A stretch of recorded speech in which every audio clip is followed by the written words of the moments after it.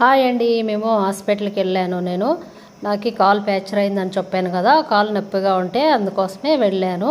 నేను చూపించుకొని వస్తామని చెప్పేసి హాస్పిటల్కి వెళ్ళాను. అక్కడ వీడియో అయితే లోపల వీడియో తీయనిచ్చలేదు వాళ్ళు, అందుకోసమే నేను తీయలేదు వీడియో. పోతే వాళ్ళు ఎక్స్ట్రా తీశారు, చూసారు. ఇక ఇదే ఎక్స్ట్రా చూడండి, బోన్ లోపలికైతే వేస్తున్నారు రాడు. నాకు చూడండి 2 మేకలు వేస్తున్నారు, కింద ఒకటి పైన ఒకటి.